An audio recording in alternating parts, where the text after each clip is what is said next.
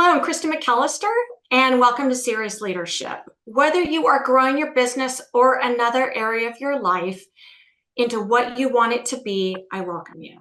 My guest today is Amber Wendover, who is a talent development expert. And I think, Amber, we're going to get into the difference between talent development and talent management. Let me forget to get there. You are a human connector, a strategist, a board member, both for-profit and nonprofit. I could go on about your career. I do want to establish a little bit of that where you started your career in some of those notable companies like Microsoft and Amazon and Whole Foods. So from tech to retail, and like so many executives, you worked with small companies, mid-sized companies, nonprofits, and very large companies. I have. So I'm very excited to get into some of that background. And Amber, welcome. Thank you, Kristen. I want to go back to really emphasize the talent development aspect of what you do. Because in your profile, you talk about having led over 10,000 workshops globally on collaboration, change, stress management, and you provided executive coaching to over 100 individuals in their careers. And when I read that statement, I think, Malcolm Gladwell, 10,000 hours, just immediately pops up in my head. I talk a lot about find what you are an expert at and lean into that. So when I say you excel at rapid change management, manager development training, executive coaching, I think we can just establish right here, you've mastered that, having done it 10,000 times, and you're going to share some of your advice and kind of how you got to those 10,000 hours and what you learned from them.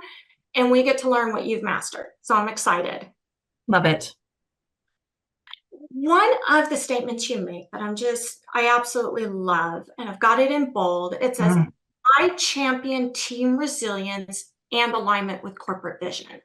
Before we jump into how you got there and what's influenced that as one of your guiding lights, give us a little sneak preview as to how you came up with that and what that means to you. Yeah, so I didn't come up with that on my own. I came up with that after working with all of these companies. I worked with a really large tech company that says to all of their employees, they want to be a platform for each of their employees to reach their personal purpose. And that statement from that large company, it stuck with me. It like hit me in the heart. And I was like, I want to do that at scale. So every company has a vision, every company has a mission, every company is trying to achieve something, right? Or the company wouldn't be here. So what if we aligned our people to maximize the company vision with them feeling like they were supported, that they were developed, that they had the skills and the capabilities to impact the company, but also get fulfilled on a personal level too. So I was really inspired by that company. I also, Kristen, believe in my whole heart that every single person that wakes up in the morning that goes to work, we are responsible human beings, that we've achieved a lot. You know, we're parents, we're on PTAs, we're a part of committees, we run marathons, we do all of these things in our life where we're actually pretty successful. So why can't we capitalize on that success in our personal life and spring that person forward to feel successful in their business life and really look holistically kind of at the whole individual within the corporate setting, if that makes sense? Absolutely. If there's anything we've learned, not just the last couple of years, over decades of businesses, I don't want to say balance because I am not an advocate absolutely you can balance your personal and your professional life. I'm probably the worst at that. It's that you've got to be able to care for both of them. Yeah. You cannot have a complete mismatch or misalignment between your work goals and your personal goals or those two lives. Yeah. And I think of it as work-life integration. It's like, you know, I hear a lot of people when I'm coaching them and training them, they'll say, I'm this way at work and I'm this way at home. And I'm like, really? If I were to go talk to your significant other or your brother, your sister, your mom, dad, your best friend, do they think you're that different in the two settings? And often, Kristen, we're not. I think we leak the truth, right? Part of our personality comes out. So if I'm a go-getter at work, I'm probably a go-getter in my personal life as well, but the things that I'm going to go get might be different in those settings. So I really want to look at the holistic viewpoint of a person and help them be set up for success in their job, whether that be a small company, big company, nonprofit, for profit, just humanize ourselves a little bit. I love it. And that when you hear saying, gosh, I'm a go-getter in my business life, but at home, I just want to go get some sleep. Yeah. Like, it's probably because you're going until Yeah. your body or your significant other says you're done. Stop. And then we have to worry about burnout, right? So if you're going, and then all you want to do is go get sleep, it's like, okay, how do you recharge? One of the hardest lessons I learned in my life has nothing to do with work. It was, I hired a personal trainer to help get me in shape. I'm a go-getter at work. I was like, I believe in training at work. So I just want this personal trainer to tell me what to do. And he was like, Amber, you cannot work out every single day. Your body needs to rest and recuperate. And that is so true too, right? We can't go to work and work a 9 to 9 and then be exhausted and get up and work a 9 to 9 or expend that to a 7 to 7. It's like there has to be that time where we can recharge, relax, recuperate, eat, sleep, get some sunshine, do all of those things that we need to do to be human. Love it. And I know we're going to get into more of that as we talk about some of the current talent development, how we need to, and talent management, how we need to take that into account. Before we do that, I wanted you to speak a little bit on it because I love how excited you get. Your passion for people's lives and helping them get to where they want to be is infectious. And you've done that in large organizations, small organizations, and nonprofit. And I want to get a better understanding of how you got there. What were some of those early experiences or influences in your career to say, this is my passion? Yeah, I love this question. And I could talk about this for hours. So you're going to have to cut me off, Kristen. One of the very first jobs I had was helping get smartphones out to the marketplace. It was in the late 90s. I promise I'm old enough. And our biggest challenge was, how would we get a stay-at-home mom or a businessman to use this smartphone? And we did call them businessmen back then. And I think my job was successful, right? Because we have these smartphones that are out everywhere in the world. It wasn't just me. But I realized in that job that I loved building and getting these phones to the market and working with a bunch of companies that are actually no longer in business. It was the human connection. If I could connect to the stay-at-home mom or the businessman and understand what their problem was and talk to them about that problem and give them a need, it makes selling really easy. So I learned early on, Kristen, that I'm a salesperson and I'm a builder. I actually worked full-time at Microsoft, built a program where we were launching MSN.com, getting it out in the marketplace. We had to sell that out in the world. And at Microsoft, which I can speak through freely, I fell in love with this organization. It was called POC, People, Organization, and Capabilities. And their job was to develop talent within Microsoft. And I was like, I want that job. Like I became infatuated with people. Like I loved dynamics. I loved personality of people. I loved motivating people. And I went to them, Kristen, and I said, how do I get on this team? And they said, you're not qualified. And I was heartbroken. And I was like, what do I need to do to get on this team? And they're like, you need to get a master's degree. Well, I had 2 young children at the time. I had a baby. And I'm like, I can't go get my master's. So I read Malcolm Gladwell's book that was like, if you've mastered something in 10,000 hours, you're an expert. And I'm like, I can do this. I can become an expert. So I actually left Microsoft consciously and went and worked for a learning and development company that was called Insights. It's the personality assessment about the colors. Was their lead facilitator back into Microsoft. And that's what I did for 5 years, is I rolled out this personality assessment for 5 years, not just at Microsoft, but I got to work with a whole bunch of other companies, Google and Intel and eBay. And I'm really fortunate for that experience at Insights, because it was a way for me to master the art of dealing with people without me going back and getting my master's. Loved it. Realized at the time I didn't understand how businesses worked. So I figured out the people, but how do these businesses make money, right? So the ROI and supply chain. And so I made a conscious decision. I applied for a job at Whole Foods. And I was like, if I can learn supply chain management in a produce department at a grocery store, I could understand how to make money, because you have a very quick turn on like a peach or apples or asparagus. And I don't know, as luck would have it, Kristen, they were looking for a regional learning and development director. I interviewed, I got the job. At the time, they were really looking at conscious leadership. Like, how do we bring words like love into the business? And I don't hug people, Kristen. I don't touch people at work. I don't hug people. I surely wouldn't tell anybody at work that I loved them. And here's the president of the regional, of the Northwest region of Whole Foods saying, Amber, we're going to create a training where we love people at work. So I did that. Kind of a long story short, I ended up getting a job at Amazon, where we built Amazon Books and Amazon Go, like understanding the customer service from an in-person experience when they were all online. I had thought about, Kristen, going back to Microsoft. That was always my end game, right? I was going to leave this Microsoft job, go get the experience, go back. Got sidetracked a little bit. Ended up working at a nonprofit organization where I supported 29 children's hospitals across North of America, all on leadership development for philanthropy teams. And I just had a colleague from Microsoft actually say to me, what are you doing, Amber? Why don't you go start your own business? Why don't you just become a human development expert and start your own business and go back and ask Microsoft if you can be a contractor? So that's what I did. It's been awesome, Kristen. And I started my business in 2018, right before COVID.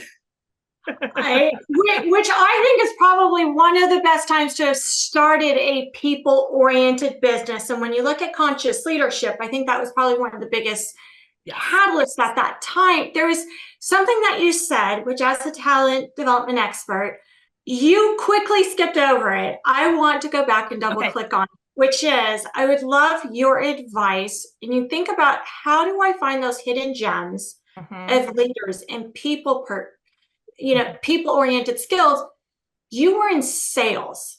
And I am going to be the first to admit that if I were looking for someone to go train, to connect with people, to help develop their skill sets, I am not going to go look at my sales department.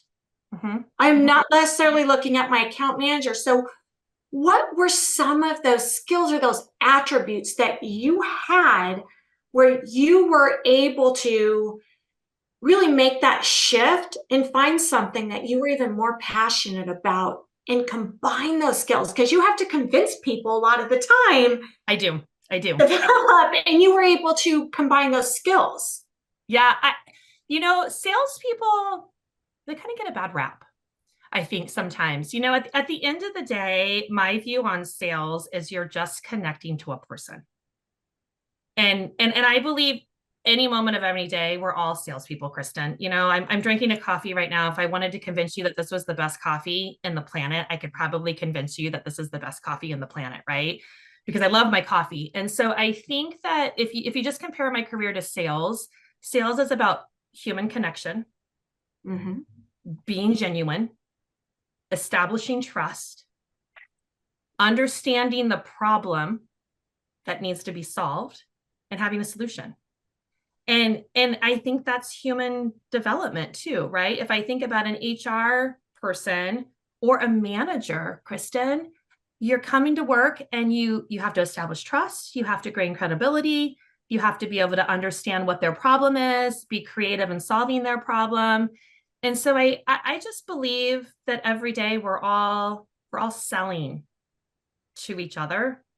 And so I think some of the stereotypes that people have around different positions, and we're talking about sales right now, but it's all over the place, right? Like, we have scary perceptions of the HR person coming in and working with us, or the GM asking us for a meeting. It's like, what if we neutralize that emotion and just looked at these people as we're just trying to connect to each other, to solve something, to move something together forward? So, I sell myself every day, Kristen, and I've just embraced it. Which we all say the hardest thing is selling ourselves, but how you come across and that connection part is You're selling the impact, you're selling the Mhm, solution, and you're mhm. selling yourself as a solutions provider, which I think we all are. You go back to your Microsoft experience and saying, Yeah, we had to understand what were the problems and the pain points of our customers. yeah, yeah. And And you that's know, I think the other thing too, aside from sales, is again, I'm biased. I'm very biased in this. Is there's a lot of talented HR professionals out there. I see them every day. I talk to them every day. I respect the HR profession immensely. That's my huge caveat for what I'm about to say, Kristen. Is I also think there's several people in HR that don't understand how the business makes money.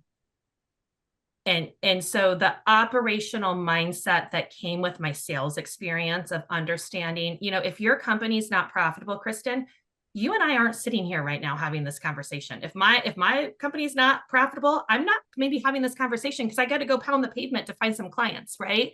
And the people that hire me, if their company's not profitable, they're not hiring me. So I think there's a combo of understanding a sales strategy within a business and the operational mindset within the business that's really important when it comes to managing our talent development strategy. I always say sales doesn't make the revenue, operations does, because Mm-hmm. until it's delivered, until it goes out the door, which Mm-hmm. goes back to your Whole Foods experience and understanding supply chain and the operational side of it. What were some of those aha moments, having been in sales where we got to solve the customer's problem to, well, now we need to deliver on what we've sold, and then we'll segue into the now how do we connect the people side of it. I'm very curious as to some of those aha moments not coming up in operations. Yeah, I think probably one of the biggest takeaways from Whole Foods. So remember before Whole Foods, I was very corporate. So I'd had Intel, Microsoft, Insights, and it was kind of the cookie cutter approach. This is the Microsoft way. And again, I'm not speaking negatively about Microsoft at all. Like they have a lot of Microsoft ways that's really good. The Whole Food strategy was different. They set every retail shop up as a community store. So I don't know if you've been to a Whole Foods recently. California has some of the most amazing Whole Food stores, I think, in the entire planet. We have a few of them up here in Seattle too, but you walk in and it's like this community store. So it looks like the neighborhood that it's built in. And they hire team leaders, which are store managers, but they're called team leaders. So the first change at Whole Foods is everybody's called a team member and they neutralize the employee. It's like come into my circle, right? Come into my community where you matter. And I realized that you had these team leaders running these stores where they were building genuine connections with their customers. And I'm like, oh, that's interesting. Like, let's build a genuine connection with our customer. And then the team leaders would understand what the needs were of their team members.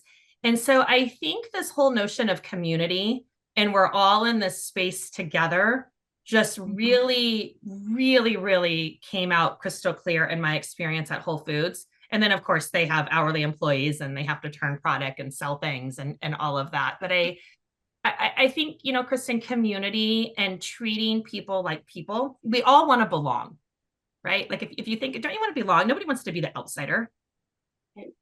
We've learned that. We will get into the team discussion in a moment. I had to make a note of it to not forget about it because I'm so excited to jump into that. Um, Given that to me, that's the future of the workforce, and we'll get there. Looking at the community as a business model, we've seen that with Starbucks. We see it with Mm-hmm, Trader, mm-hmm, speaking of mm-hmm. Southern California, Trader Joe's. And how are they able to, on the back end or internally, connect that to the business side of it? Because you had mentioned you really got to understand how do the people, that, human capital side, how do we really connect that to the objectives so that when it drives the business and that those individuals know they're connected to driving that business and how they're connected to it.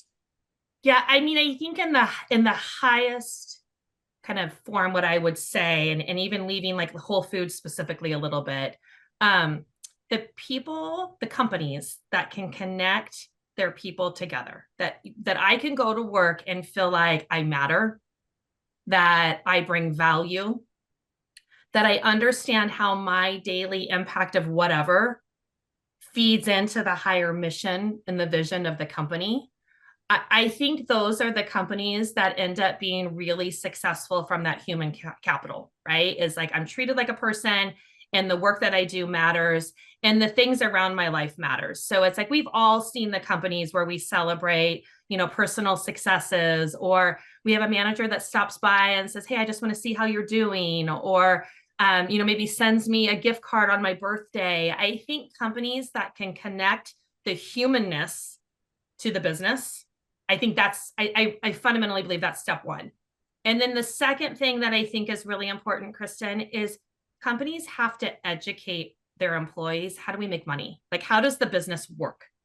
And so there's lots and lots of trainings that I went through at Whole Foods that really understood, this is how we make money. This is our profit margins. At the end of the day, this is our goal. And if we have X amount of revenue, then we're able to do X, Y, and Z. And if we have this much revenue, we can invest in human training. I think, businesses, by the time you're an executive leader, and this is going to diss on us, Kristen, you're 20, 30 years in your career, or more. or more. We take for granted that we know how businesses make money. And we got to go down to that early career person and say, hey, this is how we make money. And this is how you impact the company making money. So let's educate people on that and then make them feel valued. Tying in that with the team concept, I want to pull on this string a little bit more and segue just a little bit,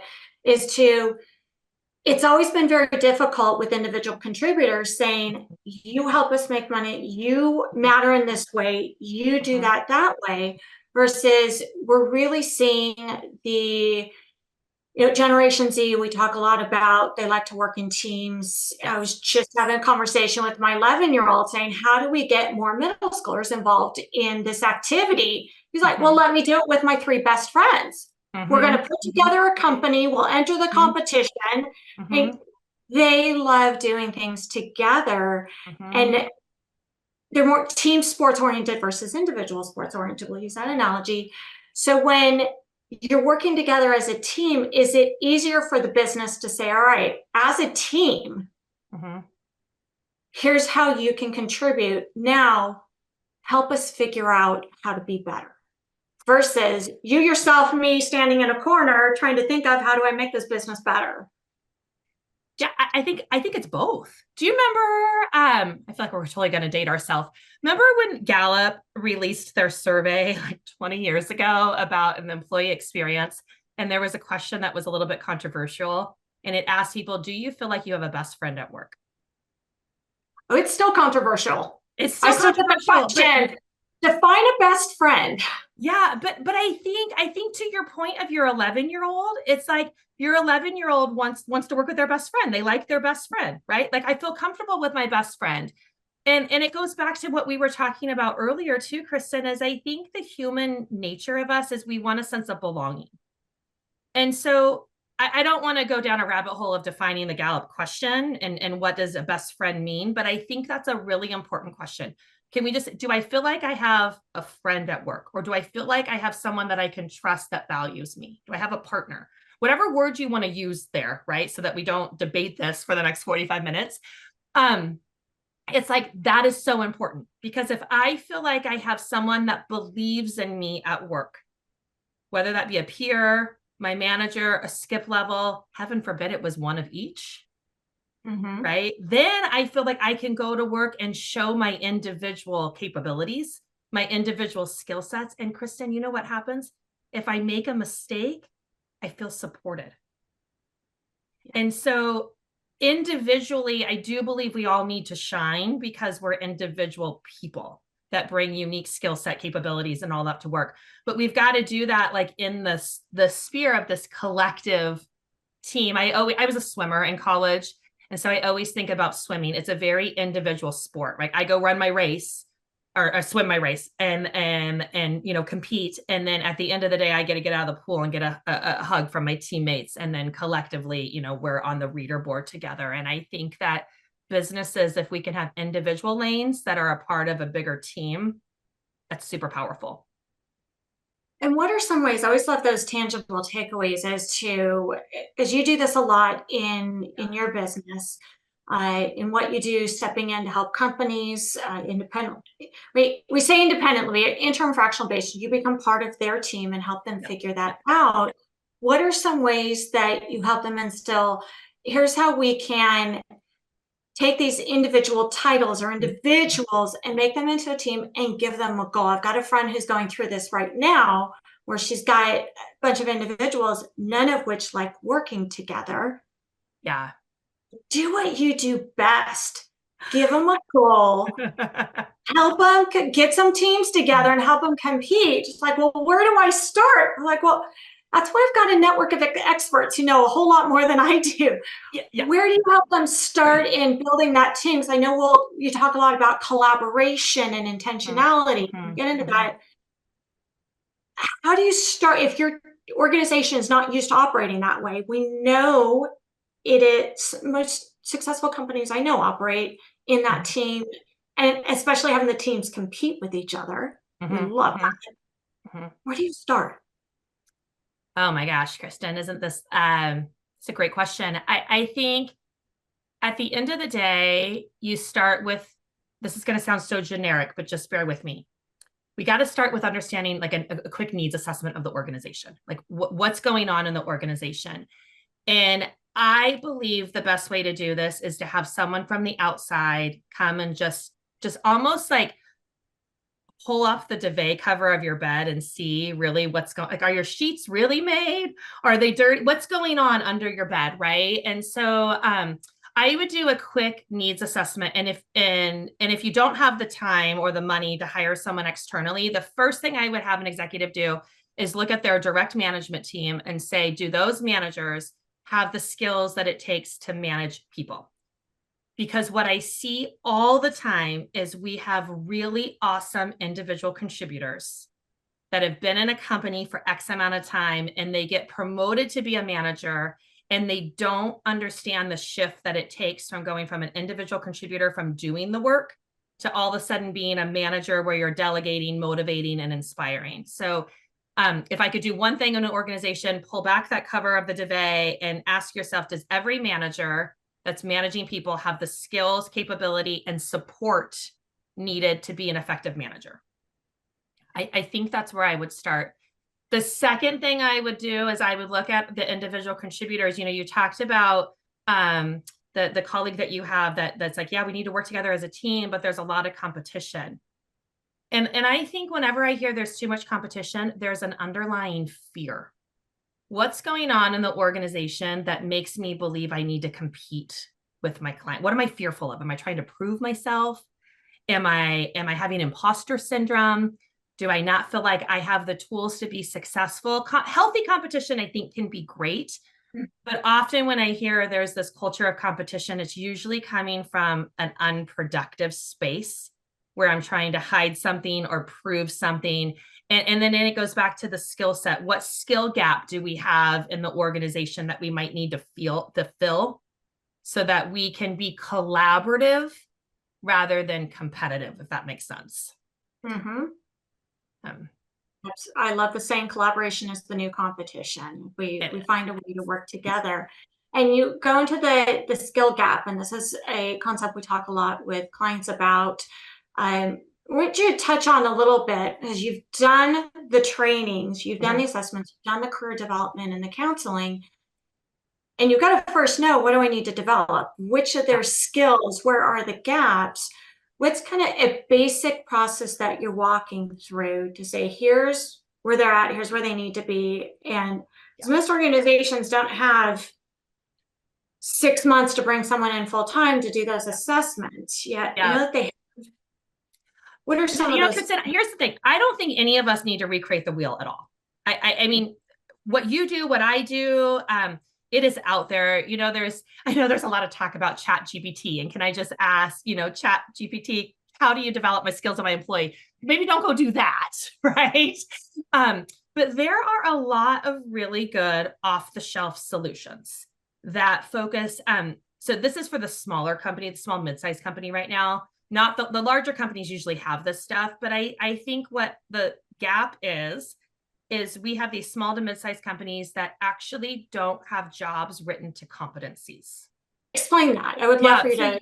So what I think about competencies, I think like Lominger is a really popular one, but they have competencies that define what cross-team collaboration means, what strategic thinking means, what process orientation, you name it, right? They have all these competencies and they're in levels. So it'll show like early career, this is what's expected of cross-team collaboration, all the way to the executive level. This is what's expected of collaboration. Go take one of those off-the-shelf solutions and align your job descriptions to those and align your performance reviews to those. Because now we have a common language in the organization about competencies, and we can start to kind of set expectations and hold people accountable. And we're amazing creatures, Kristen. If you tell me what I need to do and you give me a pathway to do it, I'll more likely than not, we're going to follow that pathway and do it. Right. So I think, setting expectations, holding people accountable. The other thing that I see is we all have preferences. So I read this awesome book once. It's called The Social Animal by David Brooks. And one of the things that stuck with me is the majority of us, the majority of the time, have positive intention. I want you to like me, right? We're all animals. We live together in community. I don't want you to not like me, Kristen. Like, I want a sense of belonging. And so if we go to work thinking the majority of us, the majority of the time, have positive intention, when somebody does something that rubs you the wrong way, it's an unintentional impact. Mm-hmm. The easiest way to understand this is there's half a dozen personality assessments out there. Insights Disc, Emergogenics, StrengthsFinder, MBTI, you name it. Like, go do one of those. Like, I'm giving a plug for, I don't care which one you do, go do one of those. Hire someone that knows how to do it. I'm for hire, but like, go hire someone and get a common language in an organization to understand people's preferences so that we understand communication styles. And when we're doing something where we might unintentionally rub somebody the wrong way, how do we get out of it? So common language of preferences, common language of competencies. I would bet my career on it, Kristen, that a lot could happen in an organization within 90 days if they just did those two things. I love it. From someone who is a very big advocate for throwing out the job description and organizing by outcomes versus tasks to be done, when you're doing it based on competencies, we're almost getting rid of, we don't have to write the work performance. I love it saying, here's and career pathing to get to the next spot. Here's what A3 looks like in our organization. And rather than solving all of the individual problems, we need to do this, we need to do that, we need to do that. Well, if we just solve for this, all of the rest falls into place, and that gives us the answer key. So I want to make sure that we've got for preferences, because I want to be able to get some notes on this afterwards and share them, because I'm sure I'll have many questions. Preferences and competencies. And I've heard someone recently say, if you feel like someone's off or someone has offended you, more than likely there's something going on in their day. And simply ask the question, how are you doing today? Yeah. Or how was yesterday for you? Because to your point, it was unintentionally. Yeah. You know what question I love, Kristen? What are you feeling right now? I want to know what responses you normally get, because you asked me on the wrong day, Amber, and I'm going to tell you what I'm feeling. Are you ready to listen to it? I am ready to listen, because if I say, what are you feeling right now? And you say, I'm pissed off and exhausted. I want to know that, Kristen, because then I can say, would it be better for us to talk about this later? Do you want me to reschedule our meeting? Is there something I can do right now to help you? And if you feel that way right now, how do you want to feel? And you might say, I want to feel calm and content. What can I do to help you move in that direction? So, what are you feeling? So the how are you feeling, I feel like, has become this rhetorical question that none of us really like. It's like, hey, how are you doing? Right. And I'm like, I'm fine. But if you stop and you say, what are you feeling right now, Amber? Wow. I'm feeling excited. Right. Or I'm feeling frustrated. Like that emotion is so powerful. And if I'm feeling excited, I'll tell you everything probably has a slightly positive spin on it throughout the day. So that's a good thing to know too, right? Because if I'm feeling excited, I might think that news coming through today is actually better than it is.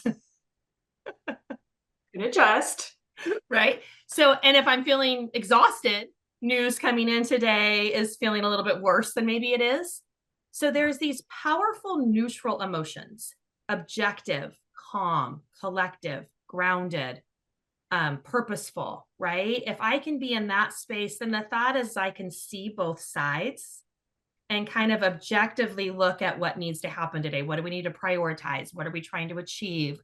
What mishaps are we having on the team that need to be resolved? Where are we having some miscommunication? And if we could give the managers some of these skills that I'm talking about so that they can have different one-on-one conversations with their team members throughout the week, I think these are really powerful conversation starters.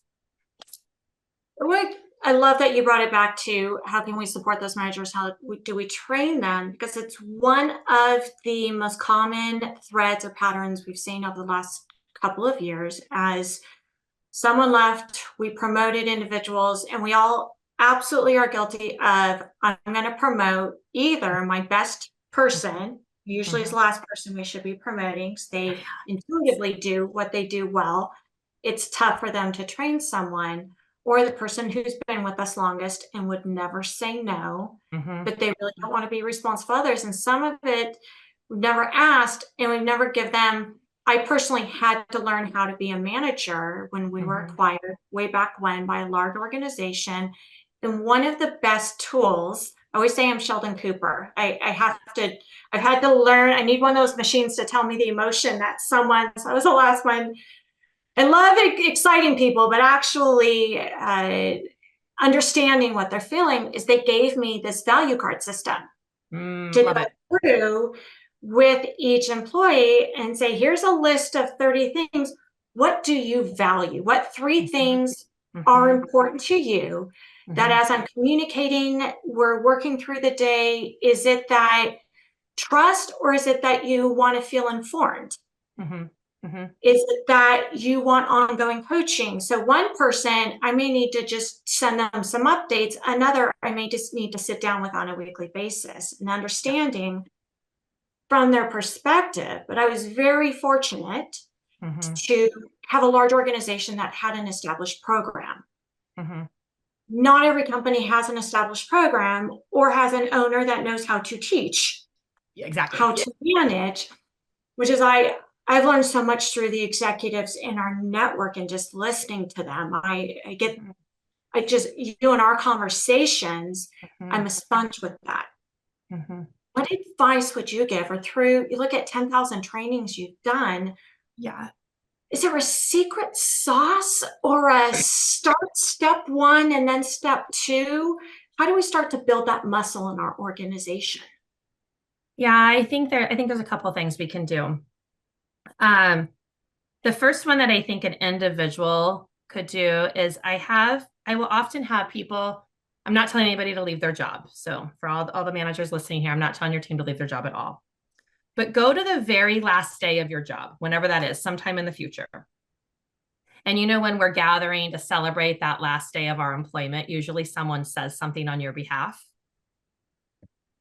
What is said about you on your last day of your job? And write that down and sit on that for a while, come back and revisit it. And what will happen is you'll have like this little mini goodbye speech for the last day of your job that'll talk about the impact that you made and probably something about your character. Get that to a point where it feels really good and tape that to your computer or look at that, because then every day you get to ask yourself, am I having the impact today that I want to be remembered for when I leave this company 3, 4, 5, 6, 7 years, 20 years down the road? I think that's really important for individuals to think about their impact. I also think that it's really important for executive leaders and managers to role model their behavior. So ask yourself, if you could pick any manager in this entire company, would you pick yourself? And if you say yes, why? Write that down. And if you say no, why? Write that down, right? Because if every single manager were honest to that question, then all of a sudden you're going to start to see kind of the managerial impact you have within your organization. And you're going to start to see some gaps, right? If you have half your managers say no, and you read through you get the answers and you start to find the diamond in the rough of like, oh, we need to go develop or we need to tackle this as a company. I think these are really easy things that you can do in your team right now that doesn't cost you any money. You don't have to hire a professional. You just like some reflection. And then remember at the top, everybody in the organization is mimicking your behavior. And so I see this all the time, Krista, especially in the small and medium-sized businesses when there's a CEO and a founder. And I love the CEOs and founders. I love them to pieces. And they're also kind of my worst enemy because they found this business. It's their baby. Their blood, sweat, and tears are in it. They're working all these hours. So all of a sudden the company thinks the only way to success is to work all these hours and I can't take time for myself. Or they know what the mission and the vision and everything is because they live it and breathe it. They started the company and they forget to tell their teams, this is what we're founded on. This is our vision. This is our mission. So remember, executives and founders, we got to hear something 7, 8, 9 times for us to potentially remember it.